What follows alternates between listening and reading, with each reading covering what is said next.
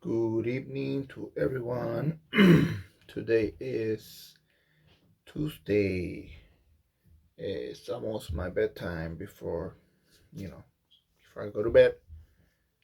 Gotta wake up at 5:30, go to work. Get ready for work. La la la la la la. Be there by 7 and start my day. Um, uh, I finally got my car fixed. 90% fixed, I should say, because my GPS and my Bluetooth feature, they're still not working. Um, but at least I can see how fast I'm going, how much gas I have, how many miles I have on the car, etc., etc. You know, very essential information. All in all, I ended up paying almost 2 grand, man. I do love that car for saving me so much on gas. Like it is, I get like on average, I think I'm getting like 70 miles to the gallon, more in many other cases. But you get a breakdown on that car, it's not cheap. So that's a downside to it, I guess. If you're gonna get a hybrid electric car or an electric car, try to maintain them. Uh, but yeah, just in case you were wondering, this video really is about my candidate for president again, Marianne Williamson, and I just kind of wanted to give an updated view that I have. It's really not an update. I guess it is an update technically, but my thoughts on it really haven't changed. But it's really about the hurdles she has to overcome, and there's some of them that I did not even expect to see. Honestly, a couple curveballs in there, and there's other hurdles that I sort of saw coming, and they're pretty much playing out right now. Really, they're coming to fruition. Um, so she announced what? How long has it been? About a couple months, right? 2 or 3 months since she announced for president.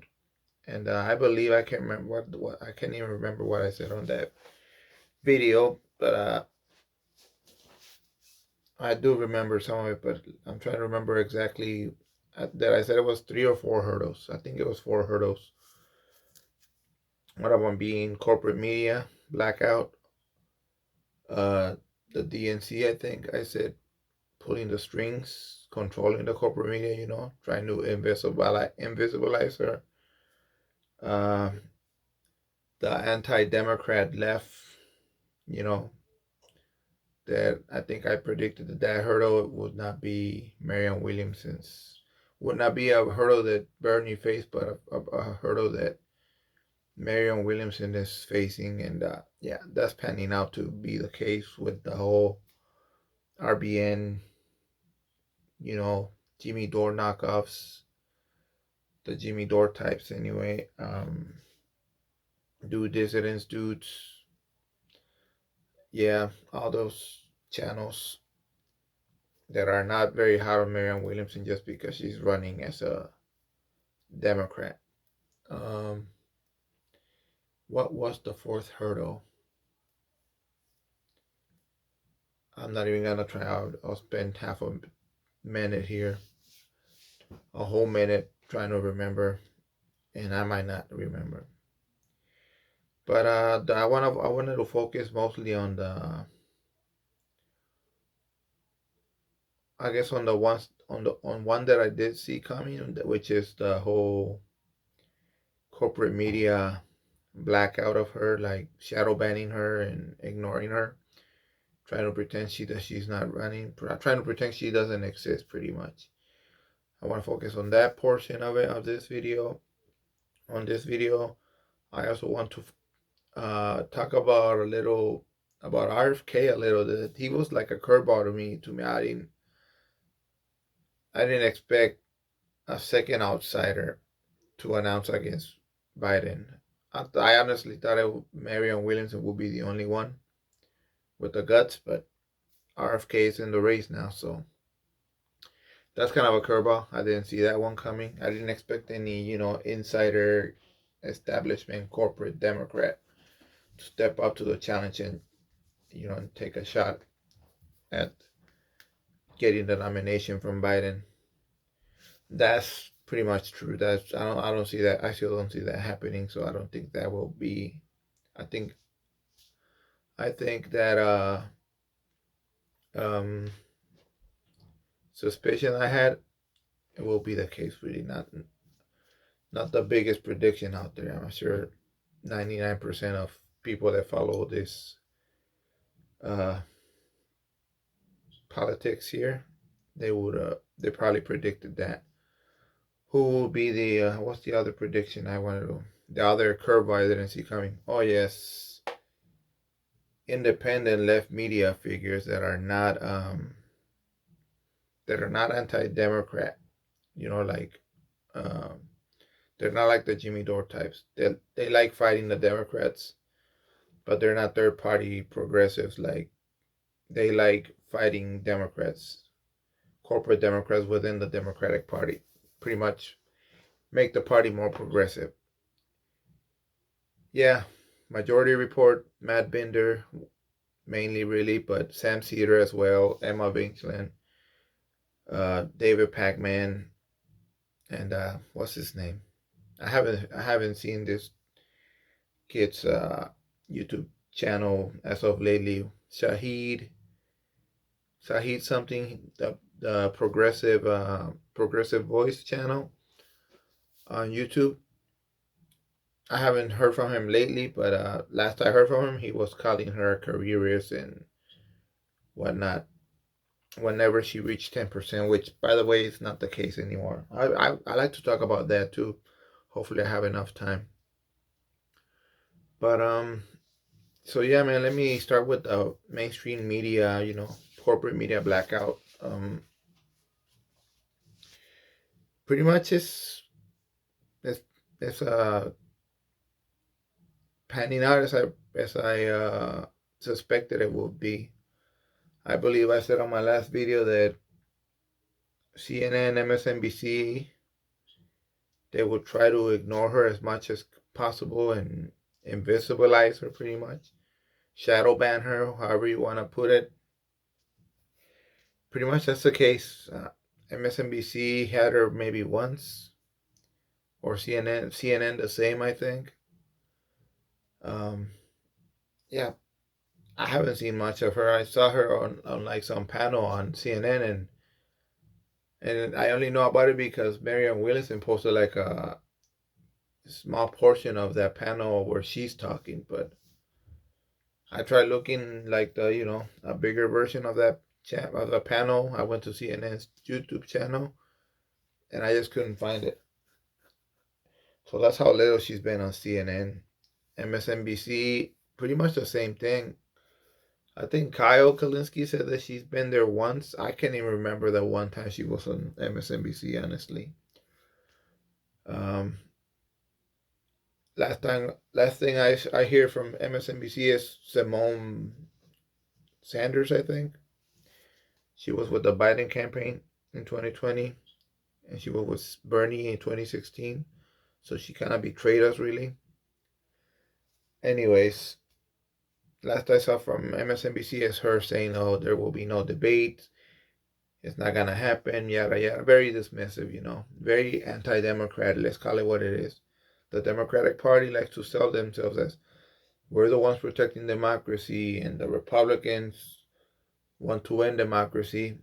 To which I agree. I believe the Republicans are very anti-democracy, and but yeah, the Democrats are not really showing their strongest hand, really, as quote being for democracy when they don't even want to allow debates against Biden. Um,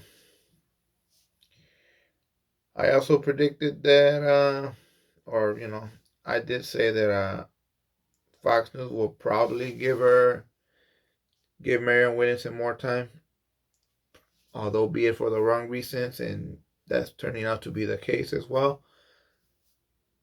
If you follow her closely, you've probably seen her on Sean Hannity. Sean Hannity, pretty much the classic, a good example of why I think is they're doing it for the wrong reasons.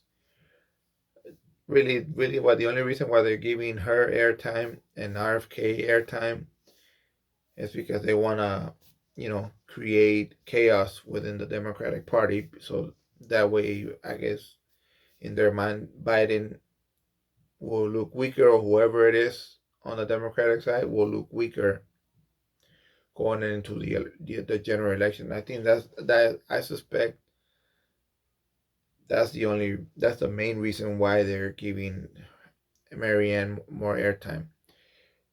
Marianne Williamson, to her credit, listen, man, as long as she's well aware of what their angle is over there, of what their true intentions are, she should keep going with every time they invite her. And listen, man, Sean Hannity was so damn condescending to Marianne Williamson, so damn rude. Even if you read under his comments you go to the Fox News on YouTube and watch that interview, and you read the comments under there. Even the people that watch Fox News and watch his show, they were like, "Wow, so unprofessional, so rude," and just pretty much the whole, like, you probably top 10 comments I read, and they were all in Marianne's side, really, criticizing Sean Hannity for how condescending he was, how just rude, man. Like, he could not let her give a freaking answer. Like, he will ask her a question, and she might be a quarter of the way there giving an answer, and they weren't. It's not like she was taking her time. She wasn't beating around the bush or anything. She was directly answering his questions, and he was just cutting her off and throwing another question on top of this. Like, can you at least let her finish the other question, dude? But yeah, he did that intentionally. He was trying to make her look, as a kooky. I'm predicting now that eventually they're gonna realize Marianne Williamson is means business, and I don't think they're gonna give her much airtime. Maybe another 2 months or something. But I think eventually they're gonna, when they realize they can't freaking make her look like a fool, they're gonna realize that, okay, you know, pull the plug on this smear project, because she does a good job, man. Every time she goes there, and even with Sean Hannity being as condescending as he was, trying to ridicule her, she still did a damn good job. She held her own. She had answers to all his dumb questions. He was accusing her of using too many cliches, but if you listen to the interview, he was being way more on the cliche side than her. He was the king of cliches at that moment. But anyways, I'm 14 minutes in already, almost 14 minutes. So I want to focus on the media blackout part, because they're being very selective, and I think they're not interviewing RFK, but they're talking more about RFK than they are about Marianne Williamson. I think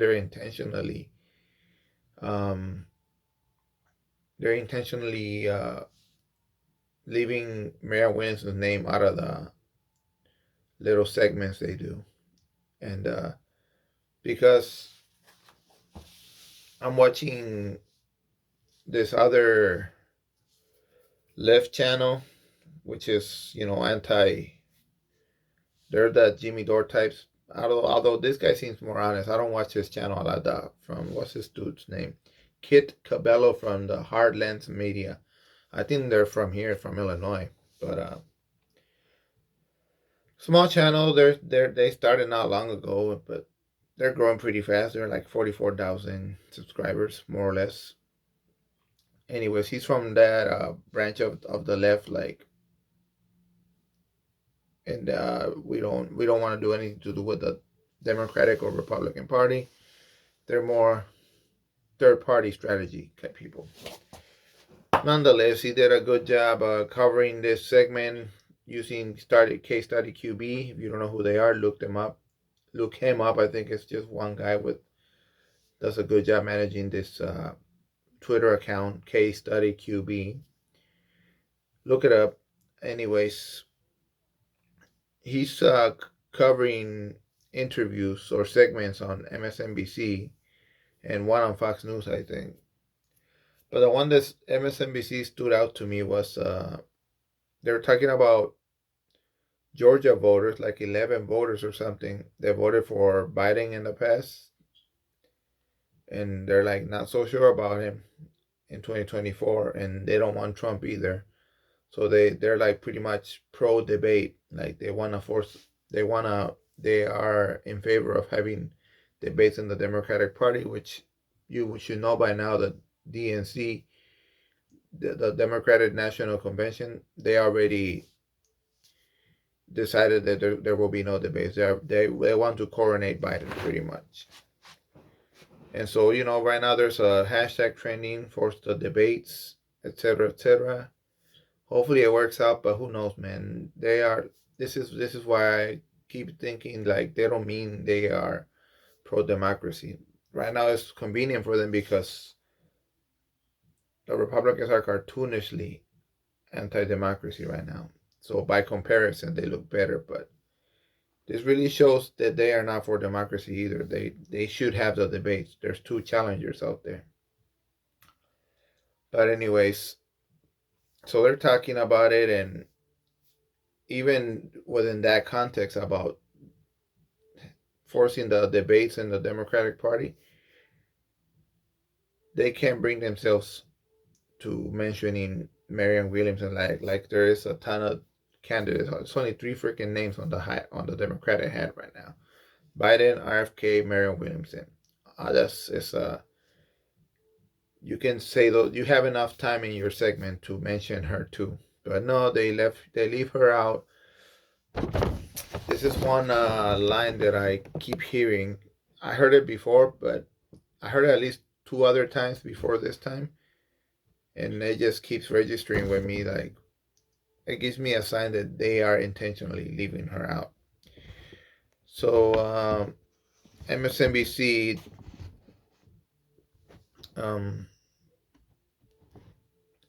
Julian Castro, by the way, Julian Castro, he says that there should be debate, which is kind of surprising because he's kind of a establishment Democrat, really. You would say he's a corporate Democrat, but he's like, nah, I think Biden should debate. So that's surprising. I think it's been yesterday or 2 days ago that he came forward on a MSNBC segment saying that Biden should debate RFK or Marianne Williamson or both. So take that for what it is. But so the anchor on MSNBC, I don't know the lady's name, but she had two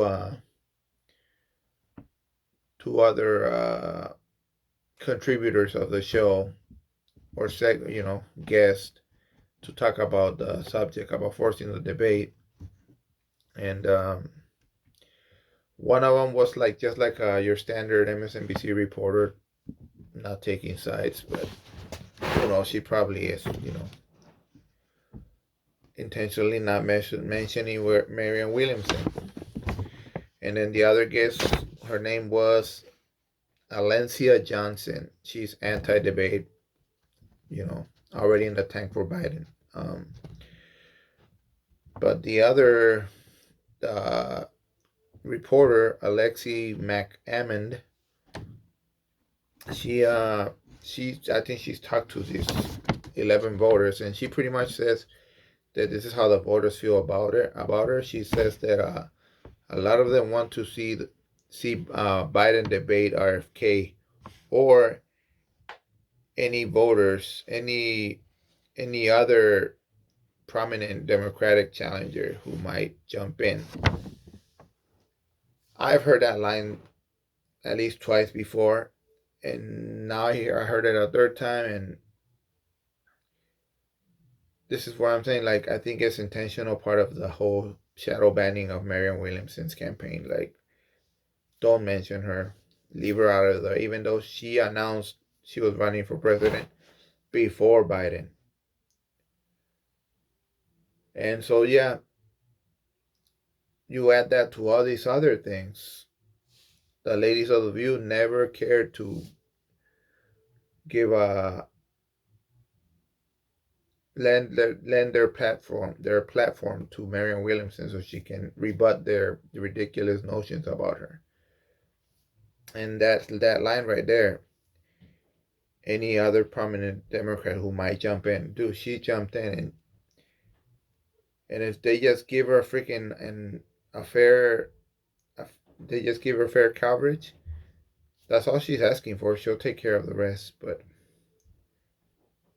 yeah, they're ignoring her, and I think it's on purpose.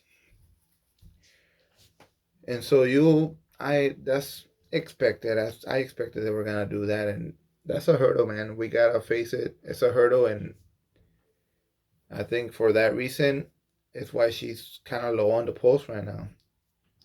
Low in the polls. I mean, since RFK got in, she's kind of back down to like the 4 or 5 or 6%, uh, region, and after she reached 10%. So, but we'll get back to that in a couple minutes. I want to talk about the left freaking media now. Left independent media who are pro pushing the Democratic Party more left, like the Majority Report and David Pakman. I just heard a Majority Report talking to a caller who supports Marianne Williamson, and she asked him, like, why don't you guys cover Marianne Williamson more? Why don't you invite her over to discuss her platform and stuff? And man, they sounded like the corporate media. Like they don't. I mean, they claim they don't have a problem with Marianne Williamson, but their actions speak louder than words. Really, Emma eventually, she's like, well, she says a lot of things that I agree with, but she has no backing from all these other organizations like unions and whatever other players in the Democratic progressive side. And so that was her excuse for not covering her. Matt Bender, he sounds very dismissive. I don't. It's the second time I hear him talk out. Well, she should be allowed to run if she should run, but blah blah. They sound like freaking like neoliberal corporate media right now, man. Like on this subject, they are weak. Like, and this other mad guy, whatever his name is, you can normally hear him talk, but you can never see his face. He's like behind the cameras, I guess, but he has a mic.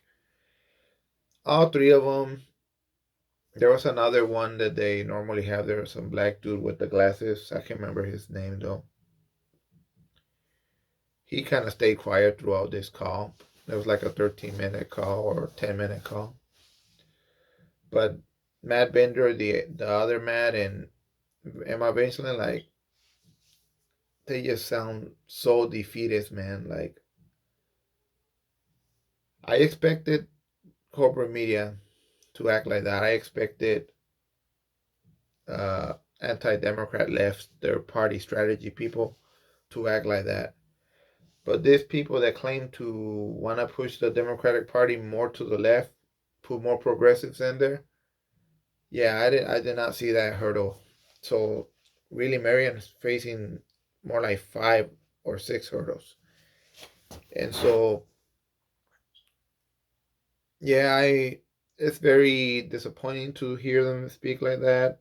Very uh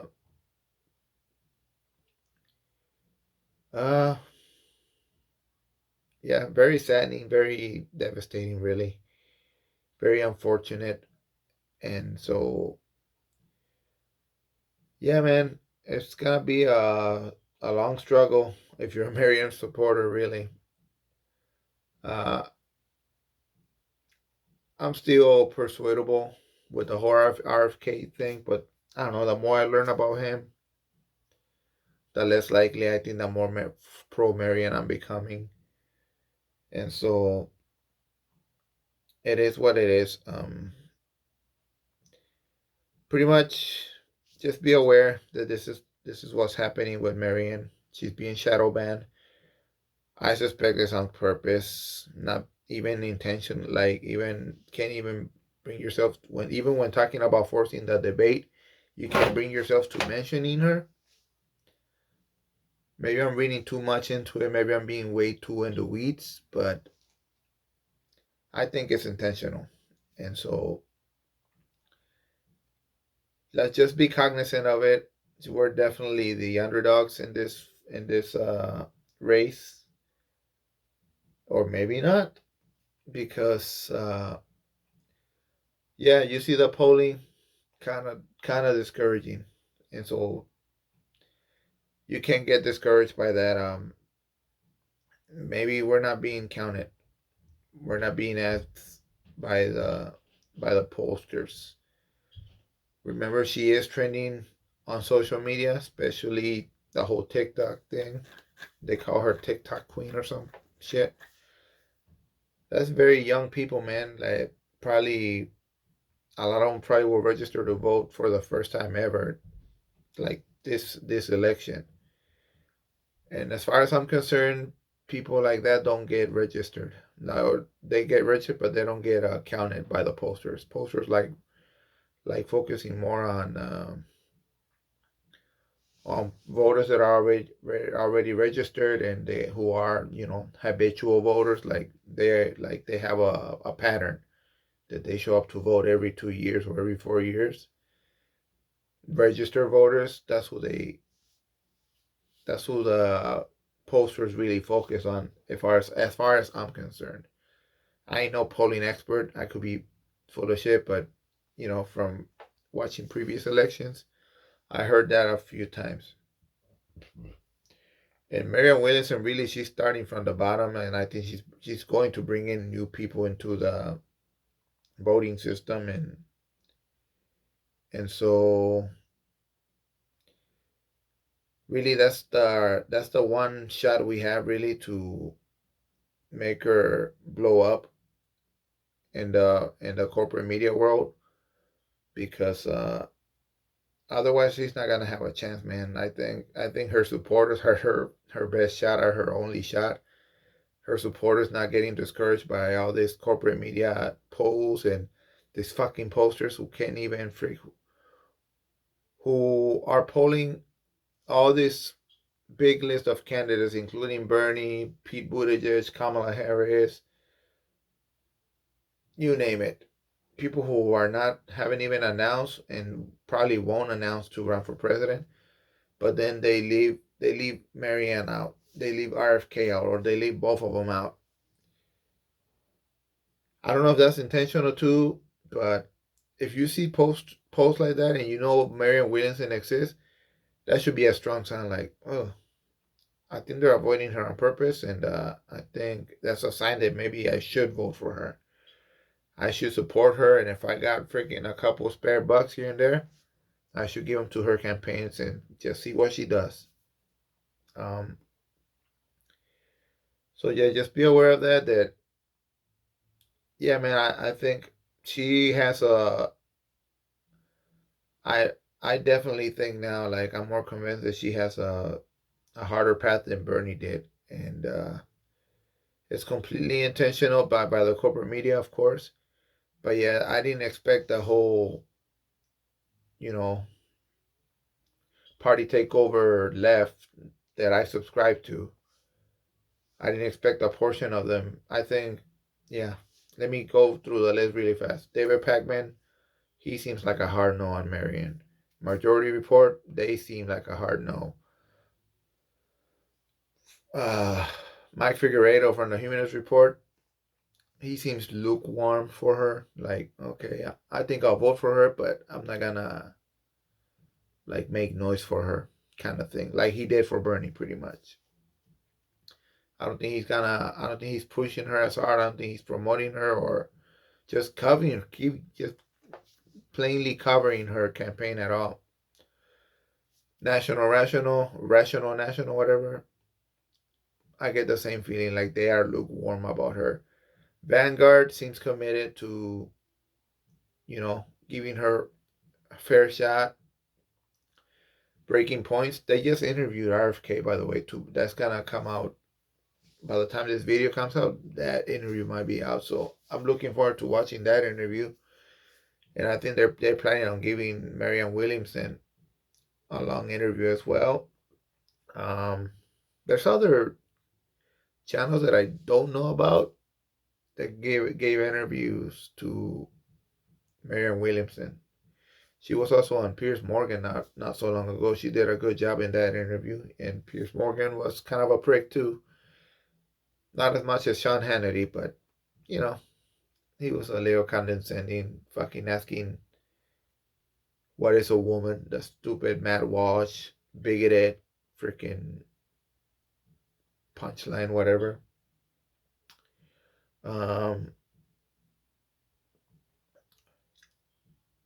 So yeah, those are the left channels that supposedly want to, party takeover people, like make it more progressive. Yeah, they're not. They're acting like corporate media right now. I guess I don't know. I guess they wanted Bernie again. I don't know what the fuck they want, but listen, man, I supported Bernie. I don't think Marianne Williamson's policies are as as left as Bernie's, but they're pretty damn left nonetheless. And she's the farthest left right now. And even though she's not as left as Bernie, she seems genuine. She seems like, yeah, I intend to do this shit if I get in. Why the fuck wouldn't you support that? Why wouldn't you at least give her a shot and talk to her about her policy proposals and her campaign and how much she means it? But so yeah, man, if you're a supporter of hers, yeah, you're gonna feel lonely, and you might be vindicated when the first, I don't know, when we start voting, or when fundraising disclosures come out, saying, oh, she raised this much money and she raised it from all these people.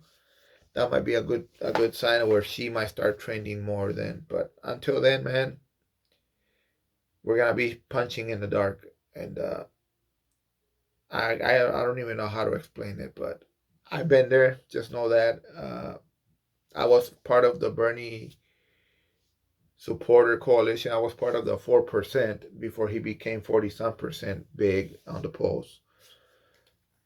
And so it's going to be a bunch of punching in the dark. Expect the DNC to pull the strings behind the scenes and try to avoid mentioning her, being condescending to her like Karine Jean-Pierre was not so long ago. Expect the corporate media to continue to shadow ban her, man, and it's going to stay that way.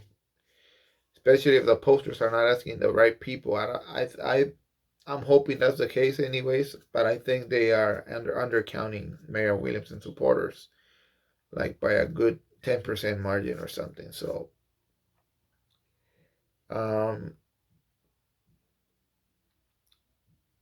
stay the course. That's all I can say. And listen, man, we might fail. I don't think it's I don't see anything wrong with failing. If you believe in her message, you believe in what she's proposing, and if you did believe deep in your heart that she means what she's saying, because a lot of politicians make promises and they don't keep them generally. Well, yeah, I can point to like 10 examples right now with Joe Biden.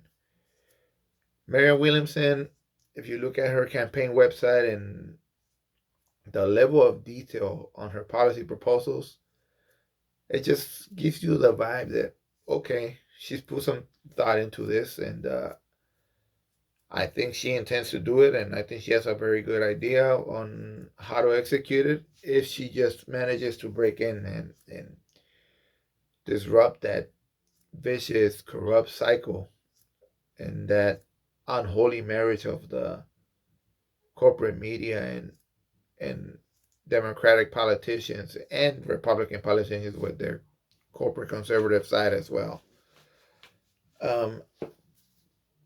Stay the course. We don't know if it's gonna pay off or not, but it's gonna be like this until we start getting close to voting, or we start seeing campaign financing of the Democratic challengers, of the Democratic candidates. RFK will probably have a good chunk of donations. I'm just hoping Marianne Williamson is also up there. Like, if we can see a good amount of money on her side from lots of donors, even if it's on average $5 per donor or something, but a lot of them, hey man, those are probably voters too. So that'd be a good sign for her. So stay the course until then. You might be in the dark, just keep punching forward, and you might see the tunnel at the end of the, you might see the light at the end of the tunnel when it's all said and done, or we're gonna fall short and whatever, man, it happens. I did say this already. If Joe Biden gets nominated without any debates, I'm not gonna vote for Biden, man. That's my line on the sand. And let me also give a full disclosure. I feel comfortable making that threat and following up on it because I live here in Illinois. It's pretty much you can afford your conviction kind of thing. You can afford your threat. If I'm in some swing state somewhere, I don't know, pick your state, Arizona, whatever, Pennsylvania. I don't know. I probably think it more, but yeah, if there's no debates and Biden gets nominated without having any debates, I can afford my threat, man. I live in Illinois. I'm not gonna vote for him. I'll vote third party, or I'll fucking write in Marianne Williamson for all I know. So I'll probably flush out that thought more in another video, but that's where I stand right now. Stay the course.